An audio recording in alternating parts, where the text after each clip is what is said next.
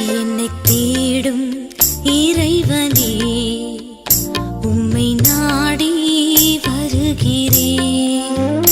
என்னை தேடும் இறைவனே, உம்மை நாடி வருகிறேன்.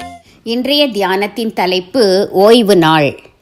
வாசிக்க வேண்டிய திருமறை பகுதி மார்க்கு 2ஆம் அதிகாரம் வசனங்கள் 23 முதல் 3ஆம் அதிகாரம் வசனம் 7 வரை. ஓய்வு நாள். ஓய்வு நாள் மனுஷனுக்காக உண்டாக்கப்பட்டது. மார்க்கு 2:27.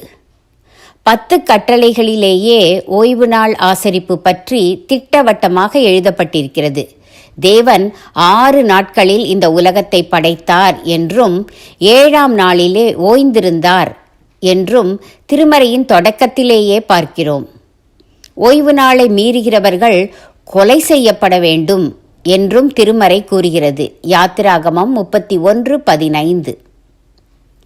ஏனெனில் உழைக்கும் மனிதருக்கும் விலங்குகளுக்கும் ஓய்வு தேவை. இதை உடலியல் உளவியல் மருத்துவர்களும் வற்புறுத்துகின்றனர். ஆனால் இஸ்ரவேலர் நியாயப்பிரமாணத்திற்கு மக்களை அடிமையாக்கியதோடு ஓய்வு நாளில் எந்தெந்த வேலைகளை செய்யலாம், எந்தெந்த வேலைகளை செய்யக்கூடாது என்று துணை விதிகள் வகுத்தனர். அதன்படி குறிப்பிட்ட எடைக்கு மேல் தூக்கிச் செல்லக்கூடாது, குறிப்பிட்ட தூரத்துக்கு மேல் நடக்கக்கூடாது என்று கட்டாயப்படுத்தினர். இவை அறிவுக்கு ஒவ்வாதவனவாய் இருந்தன. இத்தகைய மனிதரால் இயற்றப்பட்ட நியாயப்பிரமாண விதிகளின் கொடுமைகளிலிருந்து மக்களை மீட்பதற்காகவே இயேசு கிறிஸ்து ஓய்வு நாளில் சோம்பின கையுடையவனை சுகமாக்கினார். மத்தேயு 12:1-13 வசனங்கள். இதைப்போல ஒரு பிறவி குருடனையும் ஓய்வு நாளில் சுகமாக்கினார். யோவான் 9ஆம் அதிகாரம். ஓய்வு நாளை ஆசரிப்பது அவசியம் என்றாலும் ஓய்வு நாளில் நன்மை செய்யலாம் என்பதை கிறிஸ்து நிறுவினார். நாளாக ஆக நன்மை மட்டுமல்ல, எல்லாமே செய்யலாம் என்பது போல் நாம் மாறிவிட்டோம். இருந்தாலும் ஞானமாய் ஓய்வு நாளை எப்படி ஆசரிப்பது என்று நமக்கு நாமே விதிகளை வகுத்து கொண்டால் ஓய்வு நாள் மகிழ்ச்சியின் நாளாகும்.